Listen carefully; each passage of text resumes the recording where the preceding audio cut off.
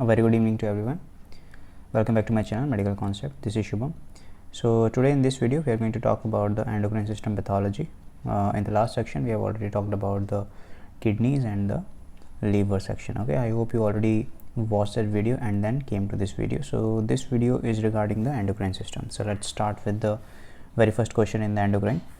So a patient with diabetes mellitus died of chronic renal insufficiency with the uremia development. Okay, so what is uremia? First of all, uremia, as the name suggests, urea inside the blood circulation.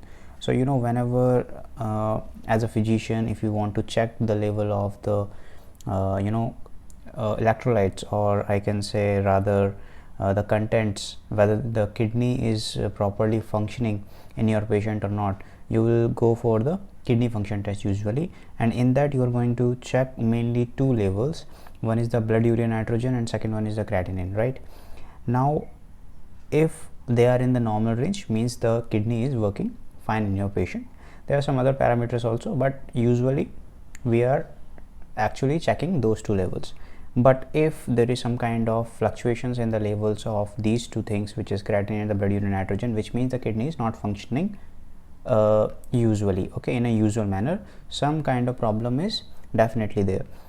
Okay, now in this patient there is a chronic renal insufficiency. They already mentioned about it. They are talking about the uremia. Uremia means the content of the kidney, because it is not functioning properly, so it will start to circulate in the blood vessels now. Okay, for an example, urea, which should be present in the urine actually, which is a component of the urine, as you all know, it will be circulating in the blood vessel now, and that's why we are calling that term as uremia. For example, nitrogen content will be higher in the blood circulation, urea content will be higher in the blood circulation. So mainly if that content is higher, high concentration of urea, I will say, if it is present in the blood circulation, high concentration of urea, then we are calling the term as uremia.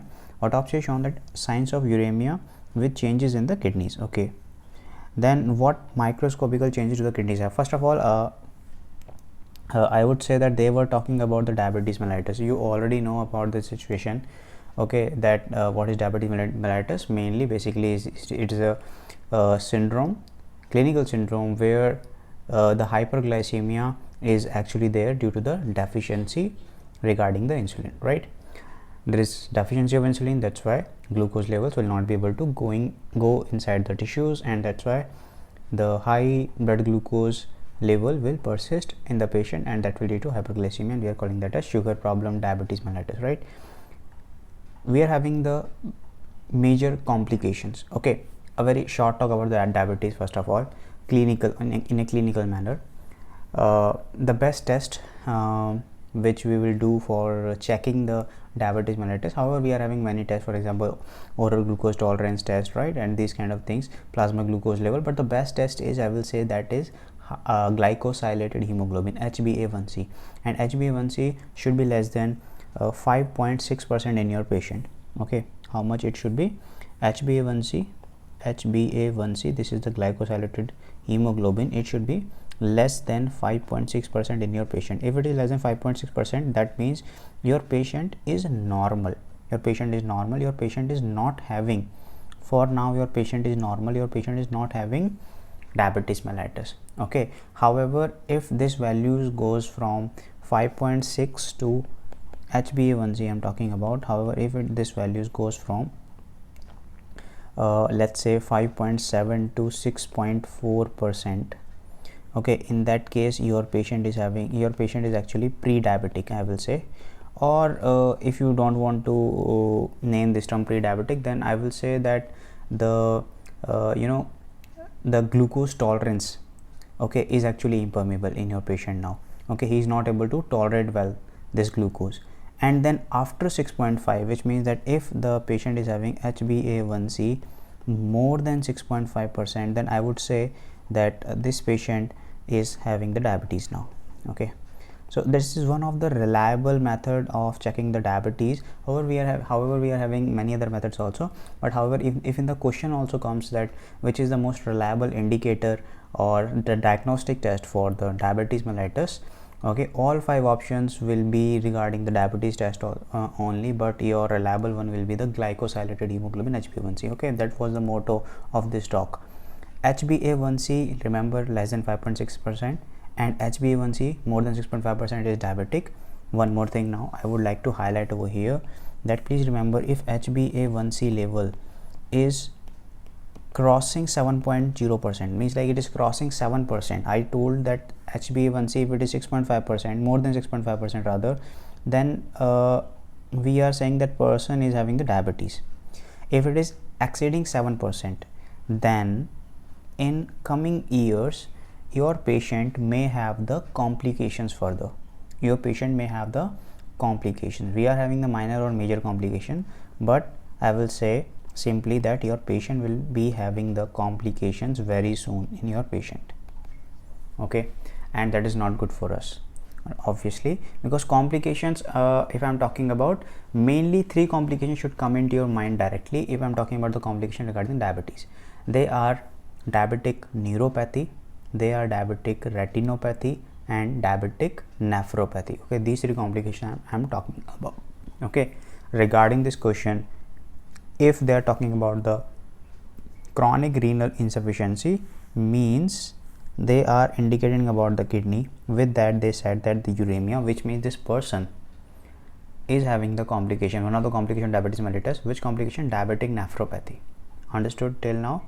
Okay, everything is clear. If it didn't make sense, okay, please go back, because this thing is not present in the notes. Okay, go back, listen to the explanation again, and then listen to the further video.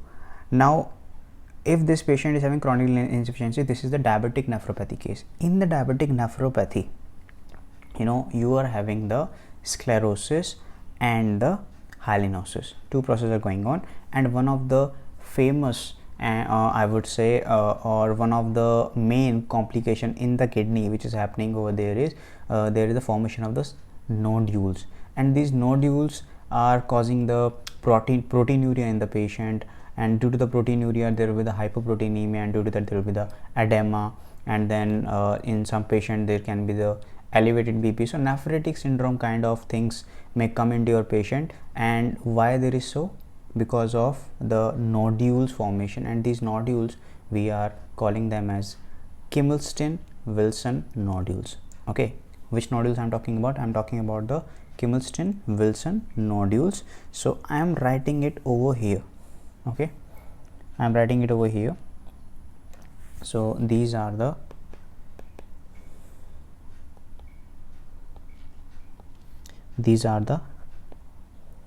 Kimmelston-Wilson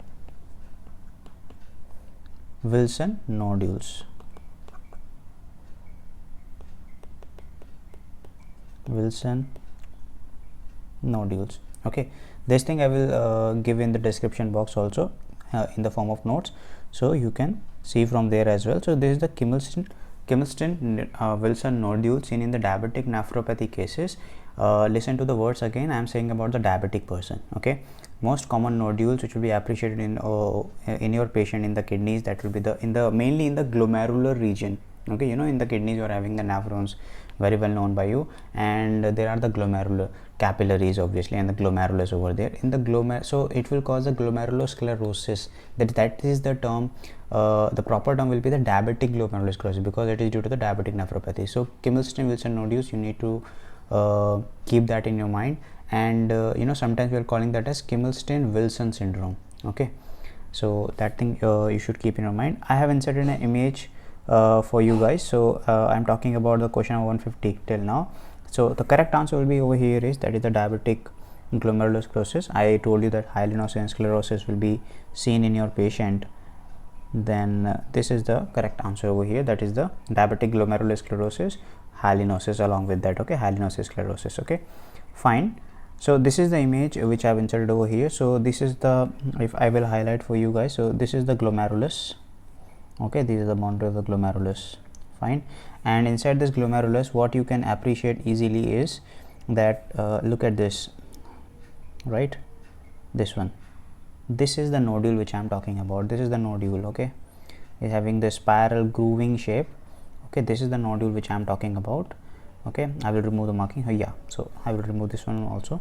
So this is the nodule I am talking about, which I am saying this is the Kimmelston-Wilson nodule. Okay, so this one, So this is the Kimmelstein Wilson nodules, okay, seen in where? Diabetic glomerulosclerosis due to the diabetic nephropathy. Why there was diabetic nephropathy? Because of the diabetes mellitus, okay. Chronic condition, I will say diabetic, chronic diabetic patients, okay.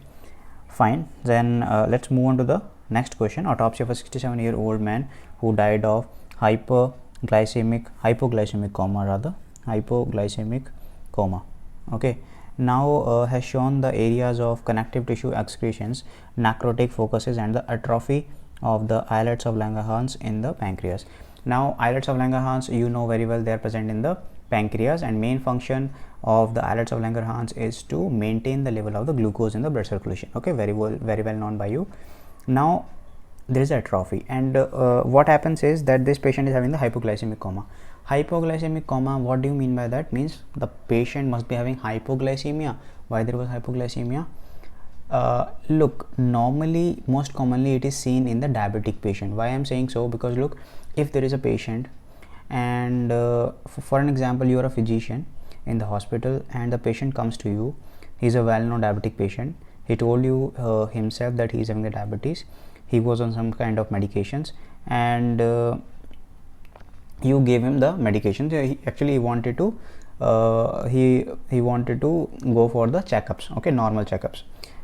You did the normal checkups, everything was absolutely okay, there was no complications in this patient, because as I told you earlier that there can be many complications, okay. So this was well educated patient, comes to you regarding the complications of the diabetes, and everything was fine. You checked the patient, and then you gave him the medication.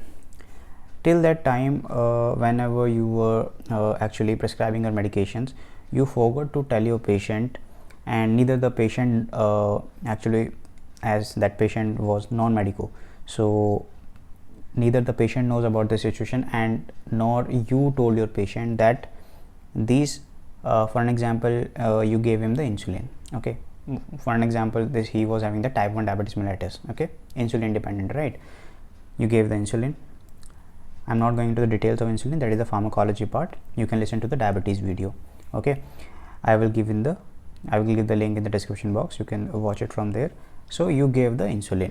Now you must educate your patient regarding the insulin, that you should take the insulin after having your meal, right?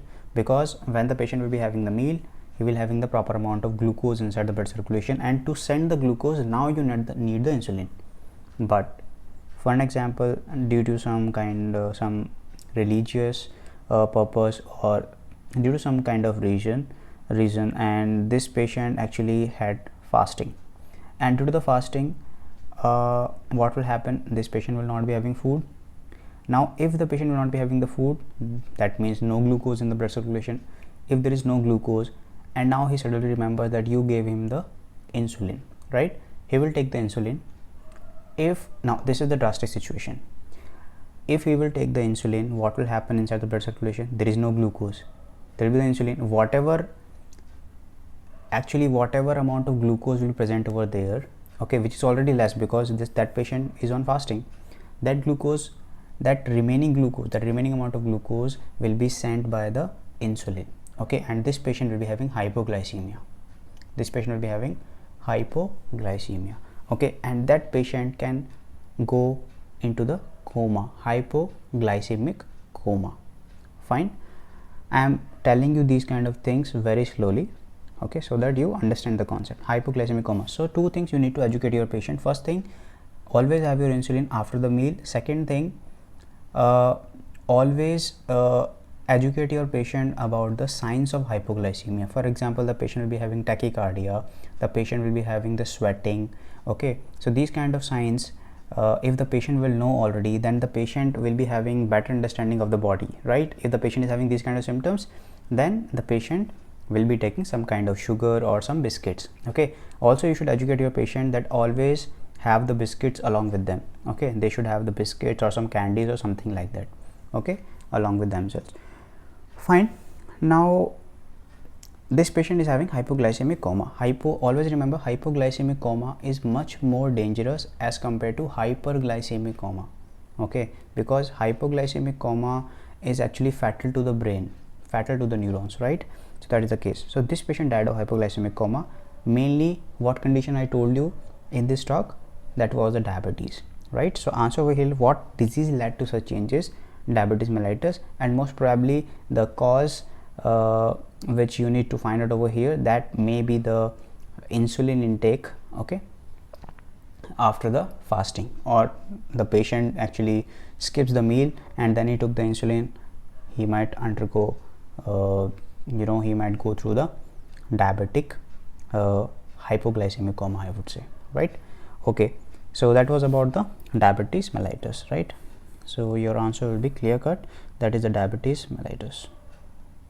Moving on to the next question, thyroid gland of a patient is twice enlarged, and if the thyroid gland of a patient is twice enlarged, which means the patient is not having the proper thyroid hormone circulation, okay. The palpation shows a solid gland with irregularly tuberous surface. Histological examination detects diffuse infiltration of the tissue by the lymphocytes, plasma cells, and the formation of the follicles. Okay. Whenever they are talking about the follicles, please remember that they are talking about the lymphoid follicles, okay. You must have heard about the lymphoid follicles in the lymph nodes, for an example, okay, and they are having the germinal center, okay. In the lymph node video, you can go through that video and you can have the concept over there regarding the lymph node. So you must have heard about the lymphatic follicle. So whenever they are talking about the follicle, as far as thyroid gland is concerned, they are talking about that lymphoid follicle. Intensive excretions of the connective tissue, what disease do they indicate? Do these facts indicate? Okay, so main thing is thyroid gland is enlarged, first point. Second thing, irregular surface, second point. Third point, very important, diffuse infiltration of the tissue by which cells? Lymphocytes, plasma cells, okay. Now lymphocytes, if I'm talking about the plasma cells are made up of which lymphocytes? B lymphocytes, which is giving the humoral immunity, okay. Formation of the lymphoid follicle. Now I want to talk about some things. Look, all the options are regarding the either goiter, either thyroiditis. Now the answer of this question will be the Hashimoto thyroiditis, and the another name of the Hashimoto thyroiditis is the autoimmune thyroiditis. Now the question comes, why, right? Autoimmune thyroiditis, why is it so? Hashimoto thyroiditis or autoimmune thyroiditis, one more thing I would like to say, that this patient will be having the hypothyroidism, hypothyroidism, and remember that hypothyroidism patient means low T3 T4, and along with that high TSH levels, okay. Most reliable indicator of the thyroid, that is the TSH. Please remember about that as well. For the diabetes, I told you HbA1c, glycosylated hemoglobin, that should be less than 5.6%. Here I am telling you about the TSH level, thyroid stimulating hormone, okay. Fine, not going into detail again. You can go through the thyroid video. I will give the link in the description box below. You can have your concept from there.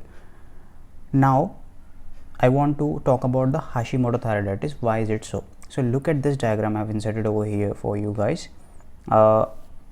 The thing is, in the Hashimoto thyroiditis, first thing which you can see over here is that follicles are actually atrophied and they are showing no colloid formation, okay. Sometimes what happens is that these follicles which you are seeing over here, you know, these kind of follicles I am talking about in your screen right now, these ones, okay. So what happens is that they are actually very having the very atrophic shape. So they are having atrophy, and due to that they are not able to make the colloid. You know, thyroid follicles are present in the thyroid gland and they are actually having the responsibility of making the colloid formation, okay, and due to that they are making the thyroid hormones, okay. Now in these thyroid follicles, they are actually undergoing the atrophy process, and due to that there is no colloid formation. One more thing I would like to highlight over here, these follicles are lined by a special kind of cells and we are calling them as Hürthle cells.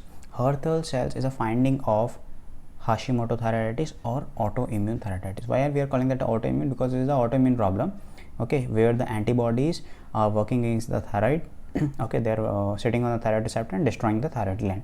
That's why it is having the which shape? Irregularly tuberous surface. Okay, now follicles are lined by Hürther cells, remember about that.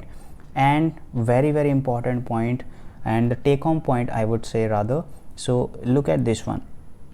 Okay, look at these ones, they are the lymphoid follicles which I was talking about. These lymphoid follicles are only and only finding you will appreciate in the Hashimoto or autoimmune thyroiditis. If you are not understanding the question properly, look for the finding. If you are finding the lymphoid follicles, okay, you can close your eyes and go for the autoimmune thyroiditis or Hashimoto thyroiditis option. Okay, if you're not understanding anything in the question. Okay, so I want to say that if you are seeing the Hürther cells and lymphoid follicles then definitely they are talking about the Hashimoto or the autoimmune thyroiditis. Along with that, in the center what you may appreciate, look in the center what you may appreciate, there is a germinal center, isn't it? There is a germinal center. So lymphoid follicles with the germinal centers, follicles are lining with the Hürther cells, finding of what? Hashimoto or autoimmune thyroiditis. So remember about that. Okay, so that was the purpose of inserting this image. Okay, so the question is very clear. They were talking about the formation of follicles and there was the infiltration of the tissue by the lymphocytes. That is also the finding as far as Hashimoto thyroiditis is concerned. Look, there are actually two forms of Hashimoto thyroiditis, classic form and the fibrosing variant. Okay, classic form and the fibrosing form. Fibrosing is actually rare. Almost around 10% of the patients are having the fibrosing form of Hashimoto thyroiditis, but the classic form is very common. What are the macroscopic and microscopic findings? Macroscopically, as you can see that the patient will be having the rubbery enlargement of the thyroid. Look at the question, what they said, twice enlarged. The thyroid of the patient will be having twice enlarged, and whenever you palpate the thyroid gland, you will feel the rubbery kind of appearance. Okay, so rubbery kind of thing will be there in the thyroid gland. This is the macroscopic finding.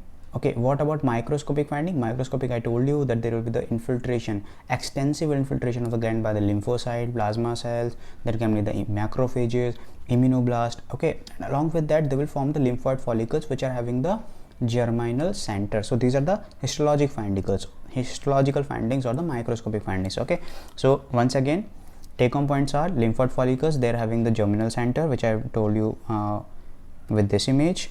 Along with that, they are having follicles are lined with the Hürther cells. They are the microscopic finding. Macroscopically, the size of the gland will be enlarged, and along with that, this is the classical form, right? Classic form, and along with that, there can be the rubbery appearance. Okay, rubbery feel of the thyroid whenever you palpate the gland. Okay, so that was about the Hashimoto thyroiditis. One more point: Hürther cells are also called as Ashkenazi cells. Okay, Hürther cells are also called as Ashkenazi cells. Okay. Ashkenazi cells, fine. So they are also called as Ashkenazi cells. Okay, the more details if you want, I will provide that in the description box below. Fine.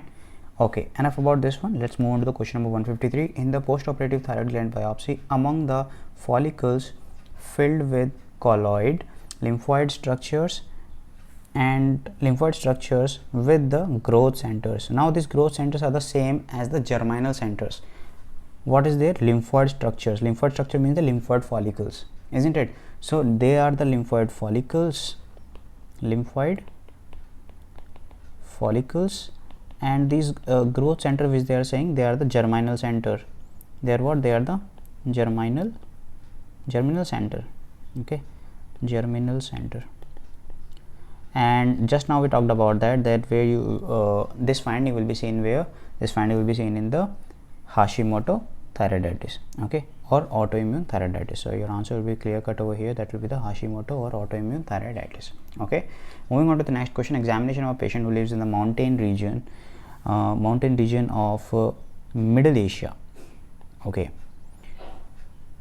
shows the enlargement of the thyroid gland that makes swallowing difficult, increased weight and lethargy, drowsiness, puffy face, and microscopic examination of the gland detects follicles of different size with the hypochromic colloid.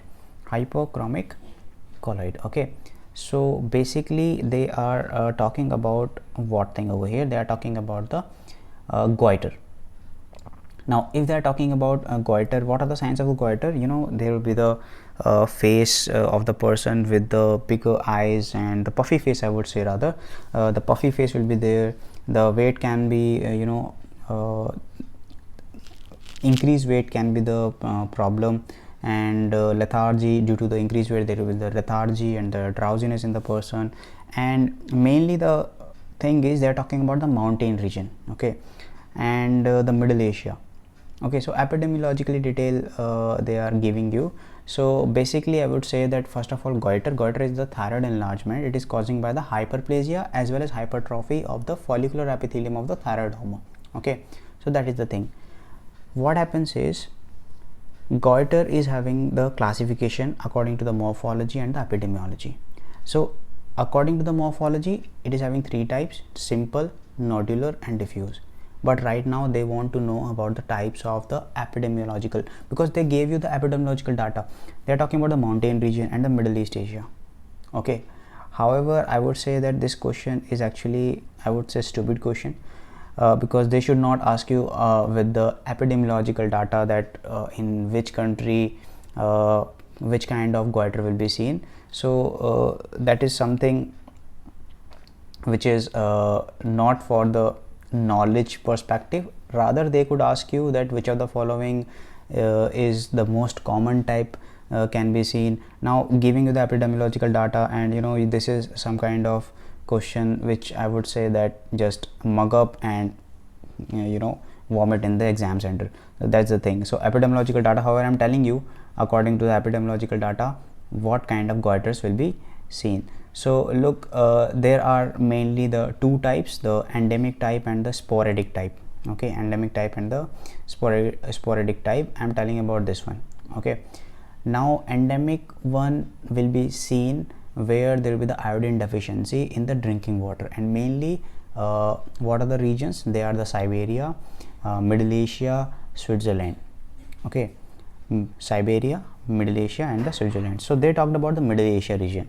I'm talking about which goiter right now? Endemic. According to the epidemiological goiter classification, I'm talking about the endemic and the sporadic goiter. In the endemic goiter, if they are talking about endemic goiter, there will be the iodine deficiency in the drinking water. Main regions you need to remember over here is, that is the Siberia, Middle Asia and Switzerland. Middle Asia they are mentioning in the question. Mountain area, you know, Switzerland, very beautiful place, so they're having the mountains and all things, so that you can remember, right? So this is which kind of goiter? That is the endemic goiter. Endemic goiter. On the other side, if you talk about the sporadic goiter, they are manifest in the young and the older age people, and they may be colloid, diffuse or mixed, and mainly it is regarding the compression of the esophagus region, trachea region, larynx region, and many kind of disturbance can be seen in the functioning of these things, right? So here in this question, the main thing is they're talking about the epidemiological data, Middle East Asia and the Middle Asia thing. So they are talking about which kind of goiter over here? That is the endemic goiter. Okay, so that is the answer over here. Okay, endemic goiter. Fine. Moving on to the next question, question number 155.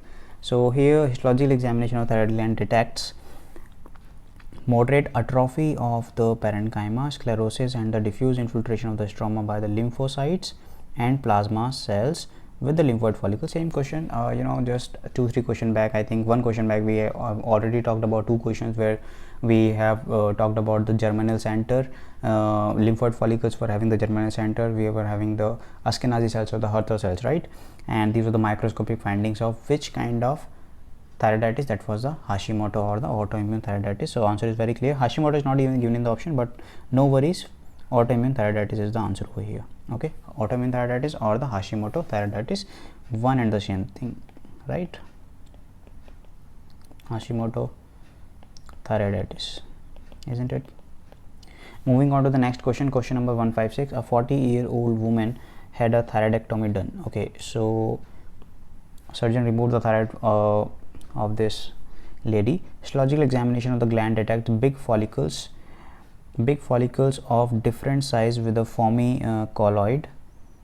Follicular epithelium is high and forms papillae in some places. Trauma has a lymphocytic infiltration. Okay, please remember, they are not talking about the follicles. They are not talking about the follicles. Lymphoid follicles is a different thing. They are talking about the lymphocytic infiltration. Yes, lymphocytic infiltration was seen in the Hashimoto also, but they were talking about the either germinal center, either lymphoid follicles. Here they are talking about the formicolloid. Here they are talking about the follicular epithelium is high and forms papillae. Okay, so here is the diagram which I have inserted an image for you guys for the diffuse toxic goiter. Okay, so answer over here is very clear, that is a diffuse toxic goiter. Okay, so that is what, that is a diffuse toxic goiter. Okay, so it is a diffuse toxic goiter. Okay, diffuse toxic goiter. Now let's look at this image. Okay, and we will compare with this image with this image. Okay, and that was about which one? That was about the, remember Hashimoto? Yeah, in the Hashimoto we have talked about the Ashkenazi cells, Hurther cells, and the germinal center lymphoid follicles. Here I am telling you that these thyroid follicles are having the various kind of size, and these follicles are lined by hyperplastic stratified and columnar epithelium, isn't it? So follicles are lined by hyperplastic stratified columnar epithelium with intraluminal papillary tuftings. Here, you know what they said, follicular epithelium is high and forms papillae.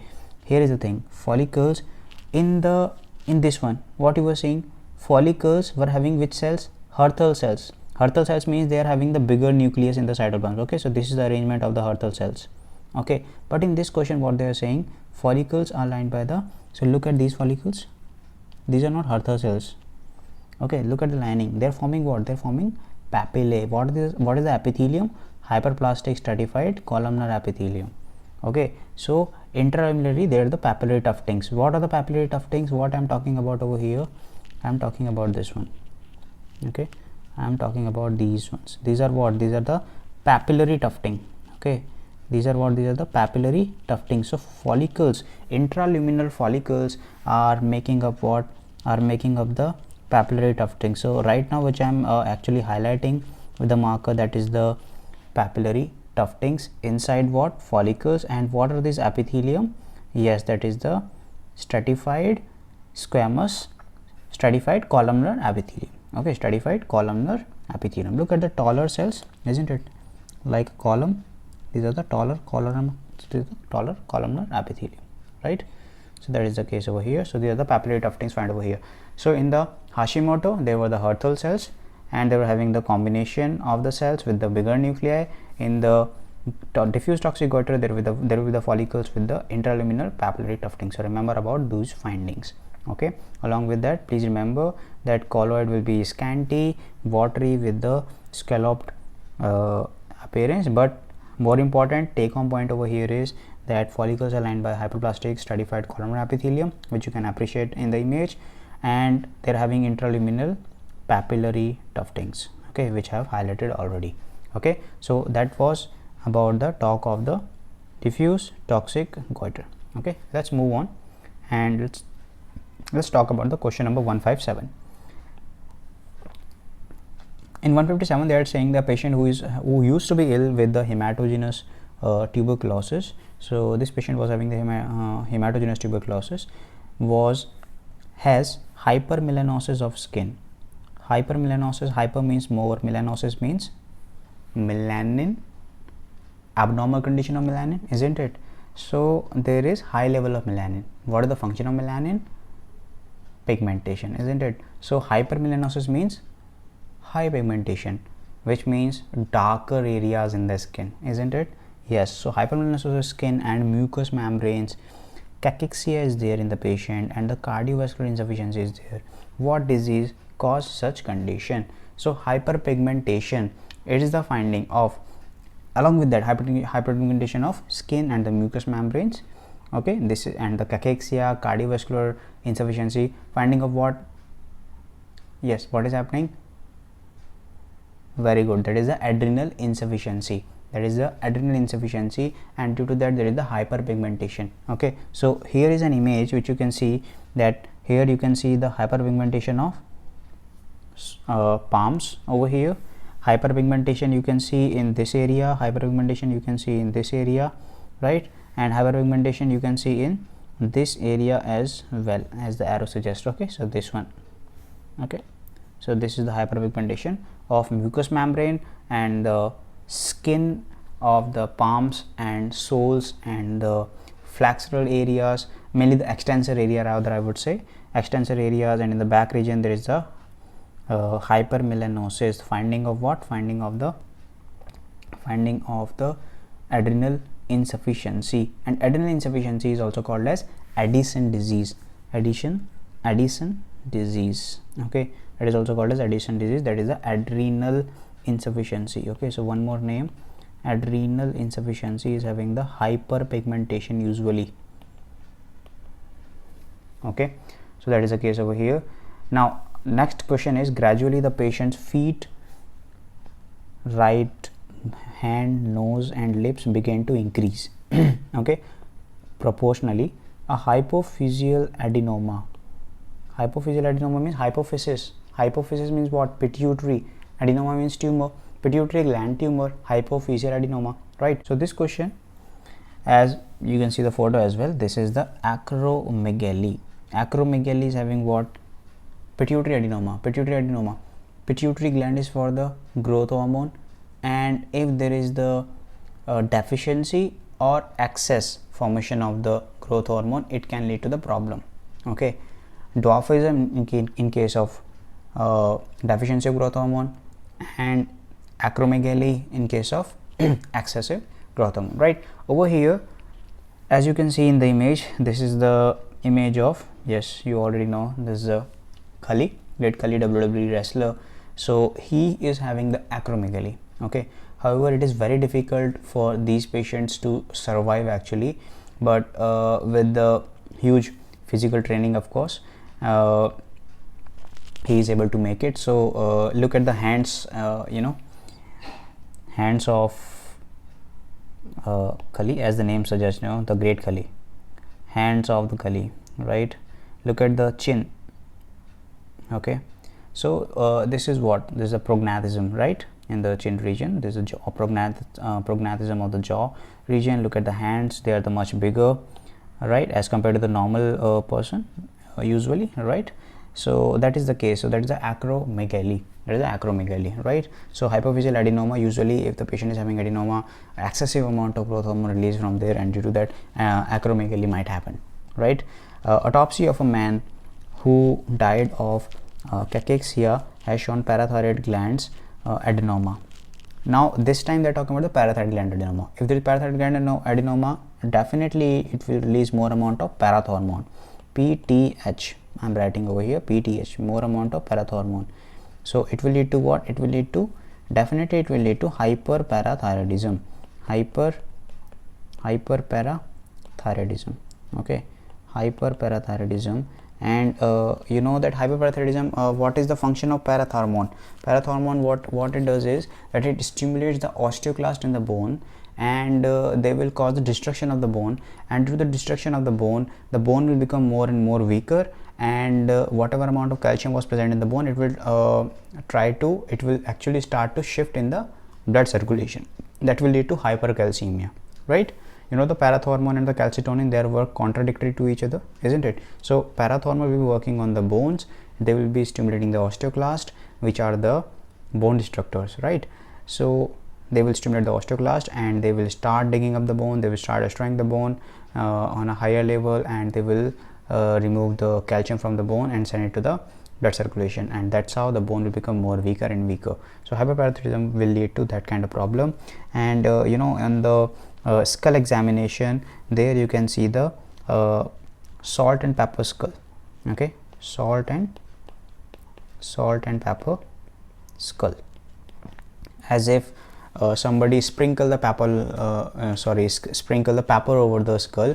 That's how the appearance of salt and pepper skull is seen in the hyperparathyroidism patient. But over here they are saying that yes, deformity of bones. Why is it so? Because of the high level of high activity of the osteoclast, rather I would say, and due to that deformity of bones will be seen, especially of the extremities region, spinal column region, and wherever the bone components are present over here, the bones will be becoming soft due to less amount of calcium over there. It will become porous, so osteoporosis chances will be increased.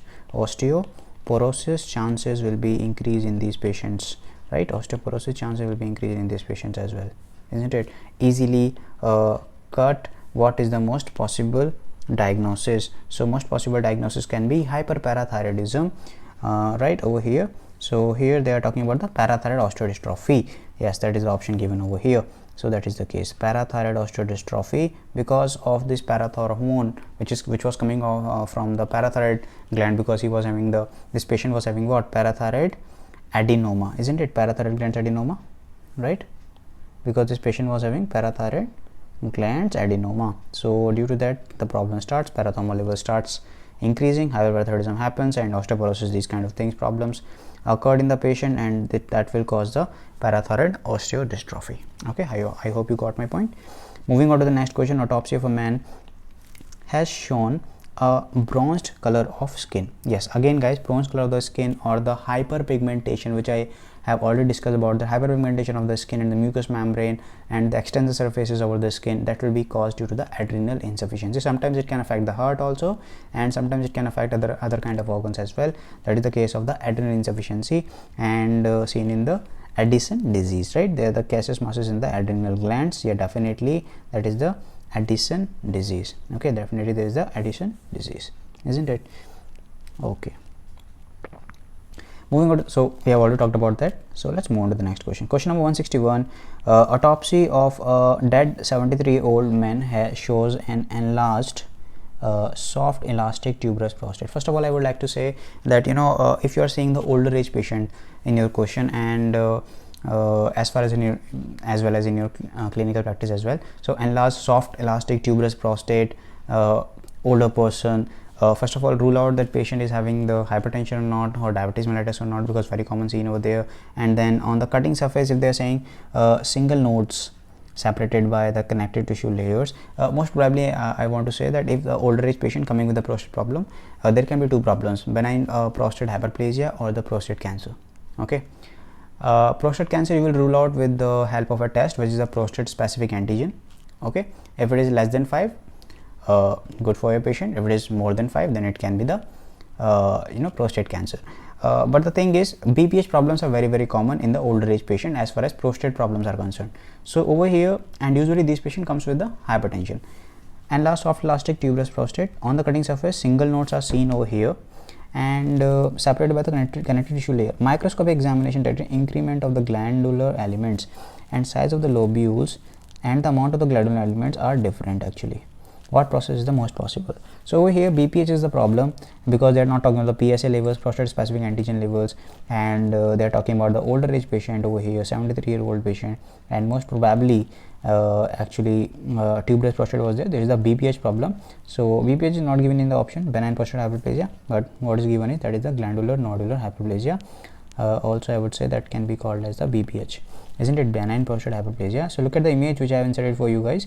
So look, hyperplastic glands will be seen over here. Okay, and they will be having the variable sizes. So look at this size over here, look at this size, this is the bigger one, this is the smaller one, look at this is more smaller. Okay, this is much bigger one. So I want to say that there is a variable size glands. Okay, there will be the variable size glands with the papillary infoldings again. Okay, in that diffuse toxic goiter, what I told you, there was a papillary papillary tuftings in the interluminal in the follicles when they were lining. But over here what I am saying is, please differentiate with the BPH. Okay, over here what I am saying is, here look at the pattern, how the cells are going inside in this manner, isn't it? In this manner. Okay, everywhere you can see in this manner. But over there, how was the and here how is the manner of the papillary tufting? This one. And over there I told you this kind of pattern was seen, or the papillary tufting, isn't it? So that can also be the differentiating criteria. Then glands over here, this is the double layered epithelium. Okay, inner columnar and the outer cuboidal, but over there that was the stratified columnar epithelium, isn't it? But over here there is the columnar and cuboidal epithelium. Okay, so here variable size gland, that is the trick which I want to tell you. So here they told you that single node separated by connective tissue layers. Okay, now size of the lobule and the amount of the glandular elements are different. So variable size, isn't it? Variable size of the lobules they are talking about, that means they talk about the BPH. And moreover, tuberous prostate, older age patient, you need to think about the BPH, glandular nodular hyperplasia. So that is the benign prostate hyperplasia. Okay, so that was about the talk of the endocrine pathology. I hope you enjoyed the discussion. If you did, please hit the like button. Make sure to subscribe the channel. Please share it with your friends, and if you're having any kind of doubts, you can directly ask me on the handles given below, either on the Instagram, either on the Facebook. You can ask me your queries over there. If you have any kind of suggestions for me or for the future videos or about these videos, please share it with me in the comment section below. And please subscribe to my another channel also, Medical Approach, which you can see in your screen somewhere. And please check out that channel as well. And there are some kind of conceptual videos which might help you for your preparation.